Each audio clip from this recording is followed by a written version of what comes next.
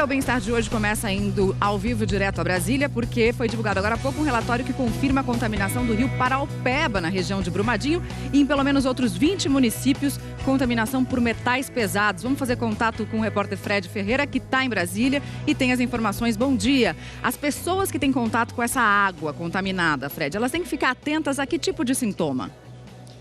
Oi, Mariana, bom dia. As pessoas que vivem perto do rio Paraopeba devem ficar atentas a sintomas como náuseas, vômitos, fraqueza, dores musculares. Os pesquisadores percorreram 300 quilômetros, analisaram 22 pontos, sendo que 10 tinham resultado ruim e 12 péssimo. Eu converso agora com a Marta Marcondes, ela é bióloga, participou dessa expedição. Marta, a concentração de metais pesados é alta, né? Sim, por exemplo, o cobre, em alguns pontos ele está aproximadamente 600 vezes a mais do que é permitido por lei. Qual o impacto disso para a saúde dessas pessoas que vivem perto do rio? Desde problemas neurológicos, renais, cardiovasculares, até problemas um pouco mais simples, como dermatites, se em contato direto com essa água. A ingestão pode ocasionar problemas maiores, como, por exemplo, problemas em testículos, ovários, que levaria à infertilidade. E aí, o consumo já está proibido, mas animais silvestres, por exemplo, consomem dessa água, né? Infelizmente, essa água que banha esses municípios, esses animais não têm de onde recorrer para a obtenção dessa água. E nós temos também comunidades tradicionais, como quilombos, como grupos indígenas e pescadores que dependem diretamente dessa água, infelizmente. Muito obrigado, Marta, pela participação aqui no Bem-Estar. Mariana. Obrigada, Fred. A gente agradece também a Marta pela presença aqui no Bem-Estar.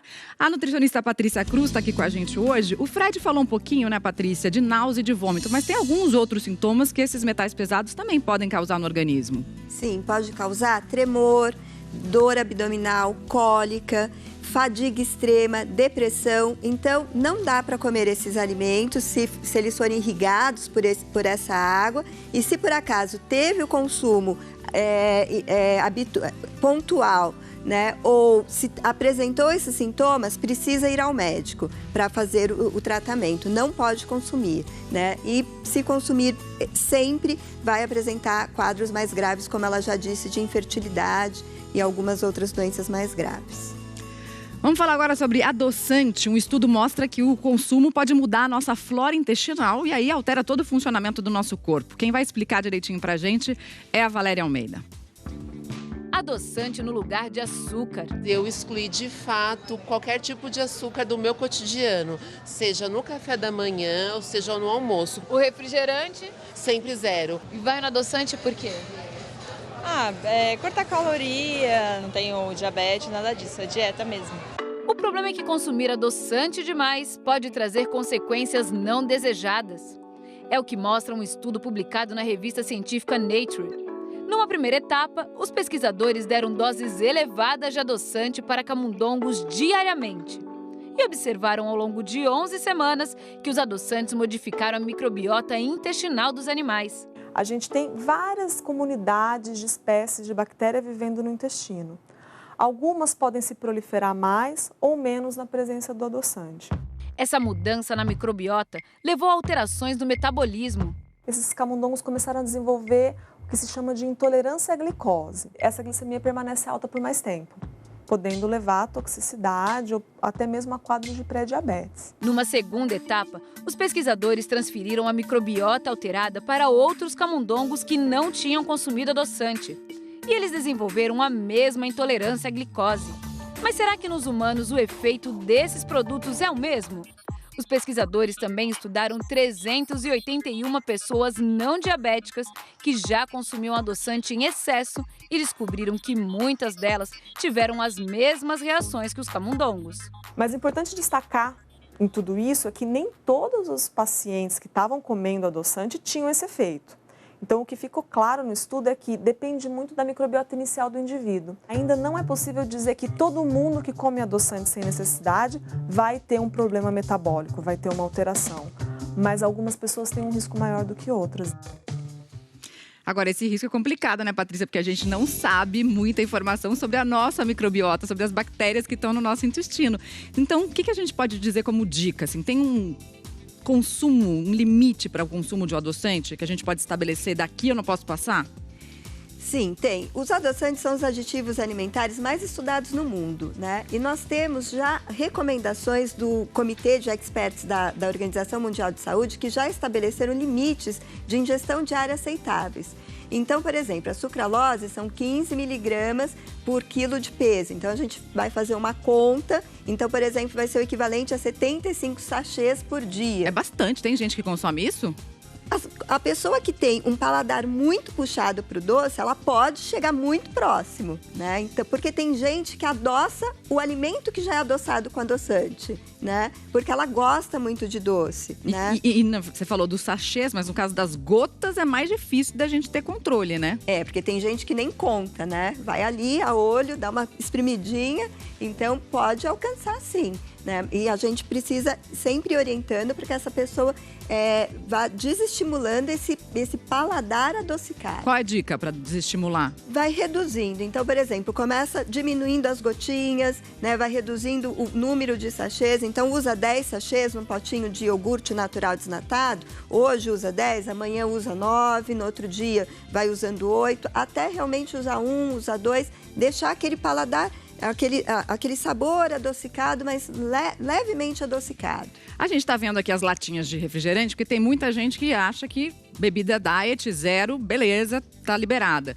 No caso das latinhas também tem um limite? Tem um limite. A gente sempre vai fazer o limite pela ingestão diária aceitável. Então, os adoçantes têm um blend, né? Os refrigerantes têm um blend de adoçantes, então eles são compostos por aspartame, ciclamato e acesulfame K. Então, a gente sempre vai pegar o adoçante que pode menos. Então, nesse caso aqui, um homem, uma pessoa de 70 quilos pode, no máximo, 8 latinhas dia. 8 latinhas por dia, o máximo? O máximo. Blend, nome chique de mistura. E falando em gente chique, tá aqui o Dr. Roberto Calil. Bem-vindo. Bom dia, obrigado. Bom dia a todos. Bom dia. Para a gente continuar falando um pouquinho de adoçantes, Dr. Calil, porque recentemente foi publicado um outro estudo que relaciona adoçante com risco de AVC. Vamos falar um pouquinho primeiro das características desse estudo, né? Porque foi um estudo feito com mais de 80 mil mulheres e associou um pouco essas altas doses de adoçante com AVC. Mas eu queria que você explicasse um pouco que pontos a gente tem que levar em consideração desse estudo, Calil. Não, primeiro que foi um estudo observacional. Então não é que tem regra, não vai sair do programa, ou você que está assistindo o programa, não vou tomar mais adoçante. Não é isso. Essas mulheres tiveram mais evento cardiovascular, sim, mas elas tinham outros fatores de risco.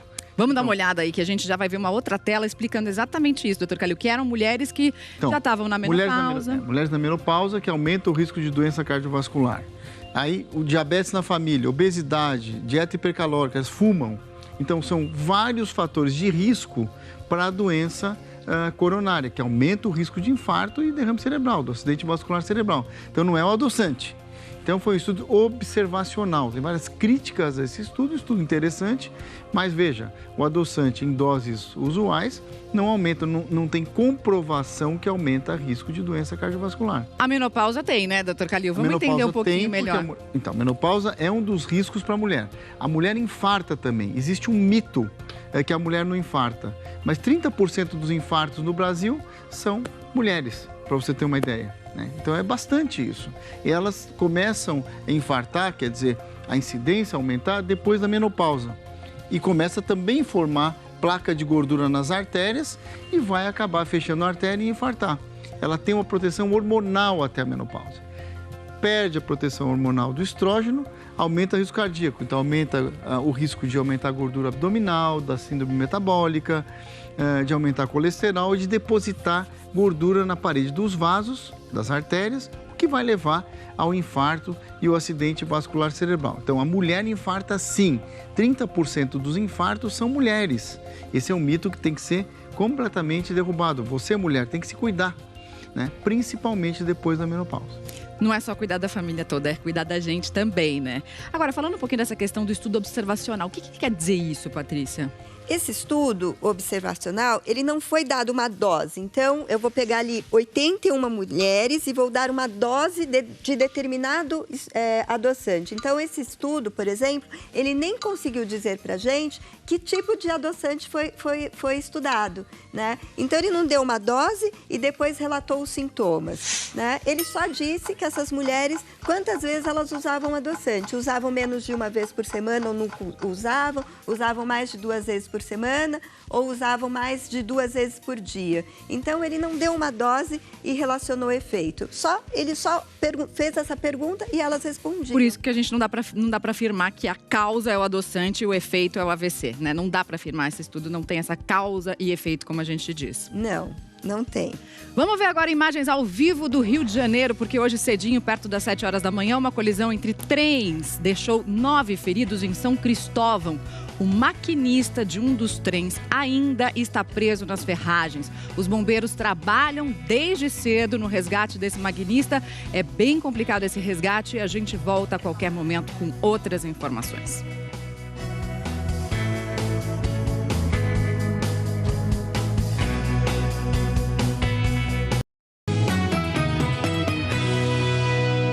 Bem-vindo de volta ao Bem-Estar. A gente vai voltar ao vivo a Brasília com o Fred Ferreira para falar um pouquinho de dengue, porque o número de casos aumentou 150% no Brasil inteiro em janeiro em relação ao mesmo período do ano passado. Fred tem as informações. Mariana, e o país registrou ainda em janeiro 5 mortes por causa da dengue. Eu converso agora com o Júlio Croda, diretor no Ministério da Saúde. Júlio, o que está acontecendo para esse boom de casos aí de dengue? Nós temos a recirculação do sorotipo 2, que não vinha circulando no Brasil desde a década de 90. Então, grande parcela da população não se encontra imune a esse sorotipo. Então, é muito importante que a gente faça combate aos criadores do mosquito, principalmente em nossas residências. É importante também entender que esse sorotipo vai acometer principalmente crianças por conta da imunidade. Tá certo, Júlio. Muito obrigado pela participação aqui no Bem-Estar. Número preocupante, né, Mariana? Super preocupante. E de Brasília a gente vai para o Tocantins, porque o Tocantins foi o estado com maior aumento. 1.400%. Quem está lá no Tocantins é a repórter Ana Paula Rebain. Bom dia, Ana Paula. Que impressionante esse aumento, né?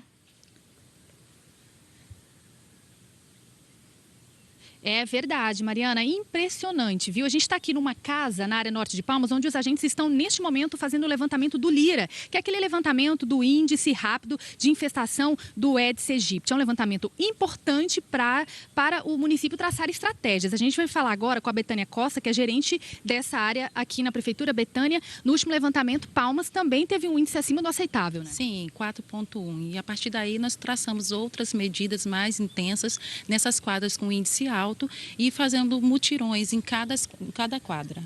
E também o carrinho fumacê. Isso, junto com o Estado a gente fez o carro fumacê. Ok, muito obrigada, Betânia Costa. É isso aí a situação aqui em Palmas e no Tocantins. Mariana? Obrigada, Ana Paula, pelas informações. Aqui em São Paulo, a dengue já matou 8 pessoas esse ano. Já são mais de 13 mil casos no interior de São Paulo. E os ambulatórios não estão dando conta, não. Vamos ver? Rafael Castro mostra pra gente. A dor ainda é recente. Há menos de um mês, a Patrícia perdeu a irmã que estava com dengue em Araraquara, no interior de São Paulo. Priscila Jung, de 28 anos, tinha lúpus, uma doença autoimune. O estado de saúde dela piorou depois que foi picada pelo mosquito Aedes aegypti. Ela estava com sintomas de dengue, normal, dor na articulação. Chegou a ter algumas manchas no corpo. No domingo, ela não resistiu. Já são mais de 13 mil casos no estado de São Paulo.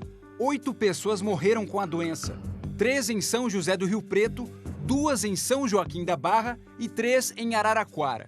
É tanta gente com dengue que os postos de saúde não estão dando conta. Nem mesmo o ambulatório criado para receber somente os pacientes com sintomas da doença. Foi preciso abrir um segundo polo de atendimento. Aqui, as pessoas fazem exame de sangue e tomam soro. Dói tudo, as juntas, ânsia de vômito. O vírus tipo 2 está circulando em São Paulo. E quem já pegou dengue pode ter complicações com esse novo vírus. Ainda mais se já tiver outras doenças. O processo de gravidade pode se acentuar muito, né? Por isso que a importância do monitoramento. As pessoas com os pequenos sinais e sintomas da dengue já devem procurar o atendimento médico para a gente ter esse monitoramento. Infelizmente, a dengue é uma doença que mata. Sempre a gente acha que nunca vai acontecer, né? Nunca vai acontecer comigo, porque meu quintal tá limpo, porque tá tudo em ordem, né? Se o vizinho não estiver cuidando igual a você, você também é vítima, né? Totalmente. Doutor Calil, dengue mata e tem um recado importante, né? Porque tem muito medicamento que é para aliviar a dor e que não pode ser tomado no caso de dengue, né? Isso, por exemplo, o ácido acetil salicílico e os chamados antiagregantes plaquetários, anticoagulantes. Então, se você toma esse tipo de medicação, não é para suspender sem ordem médica. Porque também, muitas vezes, você vê um mosquito na parede, você vai achar que já está com dengue e vai suspender o remédio. De jeito nenhum. Se começar com sintomas de dengue, consulte seu médico, né? E aí sim, ele vai orientar a suspensão dessas medicações chamadas antiagregantes plaquetários, que um exemplo é o ácido acetil salicílico. Daqui a pouco a gente vai ver o primeiro desafio do Júlio Rocha na saída da maternidade. Gente, todo mundo passa por isso. Como é que monta a cadeirinha do bebê? Eu vou levar de novo. A gente volta já já.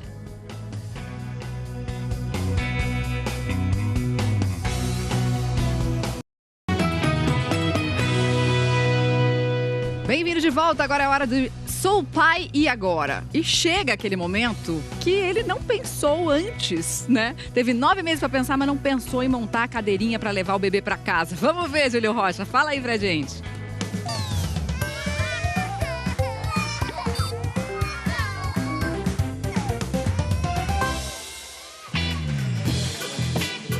Chegou a hora. O José vai da maternidade para casa.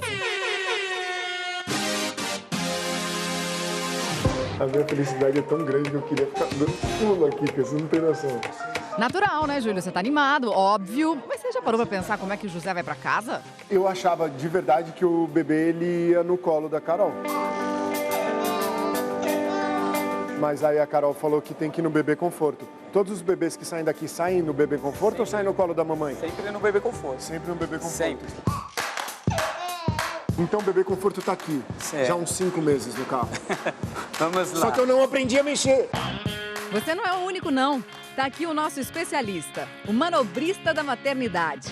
Monto uns 50 desse aí todo dia. Já montei de muita gente aqui mesmo. De 100 pessoas, 99 tem problema com isso aí. Há 12 anos eu monto. Mas o cara chega no carro e aí o que ele faz? Cara, fica totalmente perdido. Põe de cabeça para baixo, montado de frente, sentado. Então tem vários truquezinhos do bebê conforto. Hora de aprender o jeito certo. Vou te ensinar todos os passos e vai olhando aí, vai aprendendo. Esse é o nosso bebê conforto. Certo. Vai olhando aí que você precisa de ficar bom nesse negócio aqui, cara. Fala. É assim, ó. O que eu vou fazer? Eu vou pegar essa alça e vou levar ela todinha pra trás, tá? Até dar um estralinho e travar ela, tá?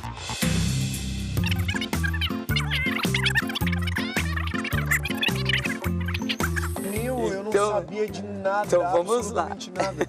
Eu vou levar de novo na posição que nós combinamos, que é aquela mais deitadinha. Opa, vamos dar uma inclinadinha dentro. Opa, já tá firme o negócio, já tá seguro. Muito firme. Eba! Agora é só colocar o José, prender o cinto e ir pra casa. Cadê meu abraço?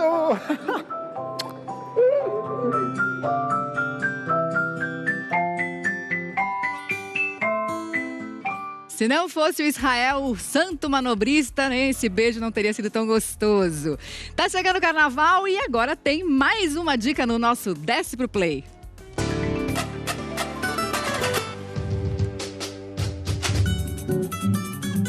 Sabia que aquele monte de serpentina que forra o chão durante a folia pode virar outra brincadeira?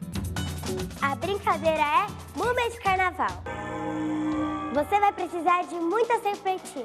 Essa brincadeira é excelente para fazer no final do baile, a hora que tiver cheio de serpentina espalhada pelo baile. Você escolhe 2 participantes, eles vão ser as múmias de carnaval. Quando eu falar já, as múmias vão começar a ser enroladas. 1, 2, 3, já! Vai rolando, vai rolando, vai rolando, vai rolando, vai rolando, vai rolando, vai rolando, vai rolando, vai rolando, vai rolando. Enrola, enrola, enrola, enrola, enrola. Não vale mais, não vale mais, não vale mais. Primeira múmia na passarela, múmia Enzo!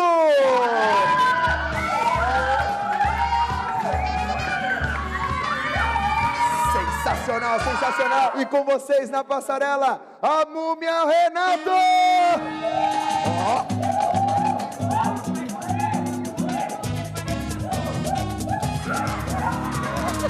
Palmas e gritinhos para a múmia Enzo! Palmas e gritinhos para a múmia Renato!